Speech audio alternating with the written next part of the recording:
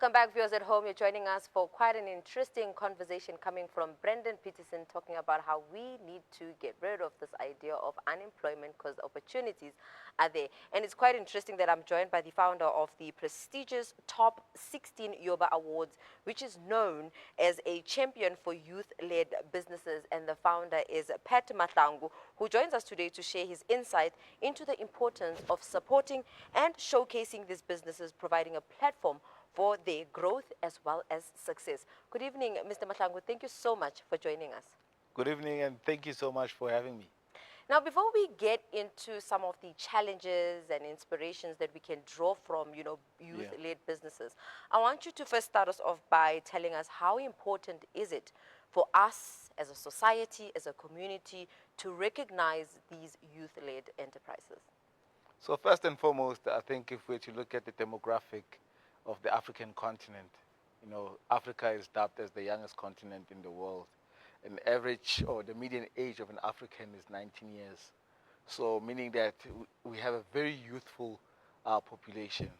And if that youth is not engaged, in productive activities, for lack of a better phrase, then it means the future of this continent will continue to be, as some may perceive it, to be dark in a way that young people may not be engaged in productive things. So it's very important that we recognize that part first. But again, we all know that many of the issues socially tend to affect the youth more. If you look at the recent stats from Stats SA from an unemployment point of view, the majority is young people that are unemployed. And we all know that an unemployed or youth or a young person that is not engaged in any positive activity, they do the opposite of that. They engage in crime, they abuse drugs, and. So it's very important that we keep young people engaged and also use young people's energy, because they have energy and time on their side, right? In terms of building businesses that will stand the test of time. If you look at some of the businesses that we like today, were founded by people in their youth. You look from a South African perspective, you look at a brand like Nando's, look at a brand like Discovery, globally you look at a Facebook that we use almost every other minute, not even on a daily basis. Those are platforms and businesses that were started by youth or people in their youth, and now they've become to be, they've grown to become the most prestigious, the most admired brands in the world. Certainly. And I like how you highlighted, the negative economy is becoming a problem. Yeah. And unfortunately, it employs the youth as much as it is quite negative. But, after all, somebody needs to hustle and put bread on the table. And not to say we're condoning that.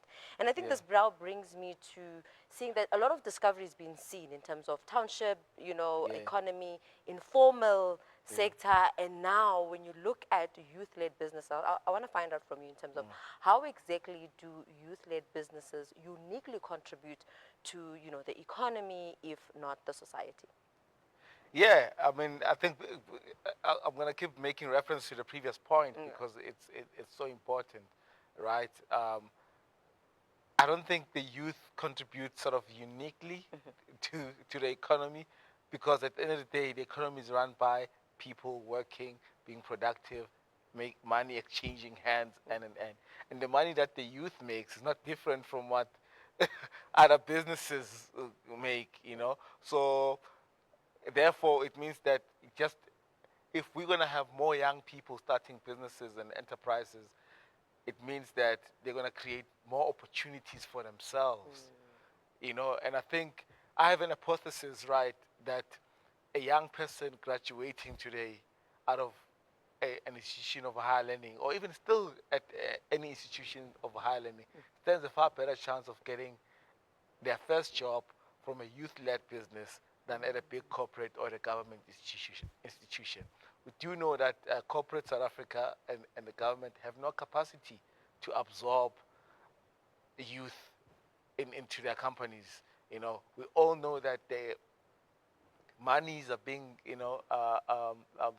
cut, or budgets are being cut to employ new people in businesses, and a lot more people are employing AI, for example, into their businesses to do the work. So young people are somehow also left on their own and to figure things out for themselves, and hence starting business for me, or being entrepreneurial, is sometimes the only option that's left for them to become economically active. So when a young person starts a business today, it's not only just for them, but they're also creating opportunities for other young people. And I've seen it. I mean, I started my journey when I was in varsity, Yeah. and the people that I employed were fellow varsity mates. Were people that we're studying with. And even to this day, the, I employ a lot of young people in the businesses that I run. And with that being said, I want to find out from you, which traits do you see most often in thriving youth entrepreneurs? Yeah. And most importantly, what barriers do youth entrepreneurs face in launching, if not expanding, their Yeah. businesses? I mean, the common trait is that they're fearless. They're brave. They're very courageous, and they believe in themselves. You know, they have no respect for the norm and the status quo. We see it through the awards, some of the entries and the industries and the businesses that these young people engage in. It always blows my mind. And I'm like, I'm always thinking to myself, I'm like, sometimes when I was their age, I wasn't thinking that way. But that's the courage that these young people have of today, that they are just fearless, they're very courageous, and they believe so much in themselves. Then the biggest challenge that they face, because I also faced it, when I was starting out in my journey, because like I said, I've been entrepreneurial earlier on Yeah. in my life. I started formally being an entrepreneur when I was in varsity. And sometimes, although being young can be an advantage, but it can also be a disadvantage, particularly when it comes to business. Because when you are young, you lack credibility. When you are young, sometimes you don't have the networks or the connections, Yes. with the right people or people that are in decision-making positions, and also your access to them is very limited as well, and that tends to get in the way of young people, and particularly in a South African context or even in African context, whereby the gap between young people who are courageous, who are about challenging the status quo, who are starting businesses, Yeah. and those who are in positions of authority and who can make decisions is too vast. And that's why sometimes I feel like the older generation can't even comprehend what these young people are capable of. And hence, more often than not, they close their doors for them. They actually even act as gatekeepers for these young people, because they're like, when they were their age, they were not, doing the things, And sometimes I even sense some level of resentment, towards young people, because we have the internet, we have all these opportunities, and we can sort of easily access even the same information that they get access to, as big businesses, and we just get it for free, and we get on with just having a mobile phone, and we can build our brands and businesses. So for me, that's the biggest challenge. The older generation does not believe enough in its young people, and obviously, if they don't believe in young people, they don't invest in them. Ah. Because if you think about it, for the past, I think, 5 years or so, you know, there's been lots of talks just around renewable energy, as an industry that's emerging, and people are still investing in that particular sector, because they believe that it is the future of energy, right? If you believe in something that is the future of something, you pay attention to it, you nurture it, or you invest in it, right? But if we say young people are the future of this continent, of this country, why are we not investing in them? Now, Mr. Mahlangu, in closing, I just want to find out from you the selection process of Yoba Awards. Yeah. How is the selection process like, and how do you ensure that it maintains diversity as well as promote equity? Yeah, I mean, the fact that this is a youth-led platform, I think the diversity question is out the window. I mean, even from a gender split, we see even women tend to, we tend to have more female winners than actually male winners. Wow. And also remember, the Yobas are publicly driven, so there's nothing that happens necessarily behind closed doors. So we promote it across various platforms, social media, and so it's up to the youth or anyone who received the message to do something about it, because we embark on an extensive PR drive, making sure that we reach as many young people as possible, even in rural areas. So we do media road shows in community radio stations that are in rural areas. So we are very much intentional, about the inclusion of young people, Yeah. even from a supplier perspective, because when we host the awards show, we always tend to youth-owned businesses, to provide services that we need. I mean, the production company that does the stage, the lighting, the AVU or the AV rather, is a youth-owned business. We hire photographers that are young.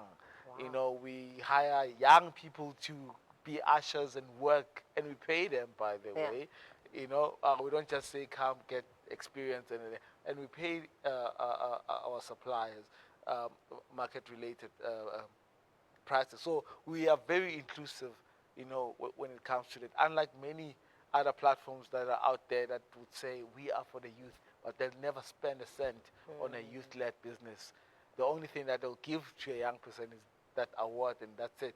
But they'll never, in their value chain, include young people. So we are very intentional about being inclusive of young people, and actually, getting them to benefit from the platform. Mr. Mahlangu, this has been quite an interesting conversation in terms of understanding the dynamics around, youth-led entrepreneurship, and also Yoba's work in terms of for the youth, by the youth, with the youth. And I think it's something that we'll all forever commend. But thank you so much, for taking out the time and really joining us to share more about Yoba Awards, and just sharing in terms of how we can relook these entrepreneurships, because we tend to think, they're young, well, and now it's quite important that we invest in them, we support them, and we certainly, back them in that sense. But thank you so much for joining us. Thank you for having me. Viewers at home, that was the founder of the prestigious Top 16 Yoba Awards, which is known as a champion for youth-led business. Now, that was Pat Mahlangu sharing in on all things youth-led businesses, some of the struggles and the traits that they have for them to continue succeeding, regardless of the gatekeeping. But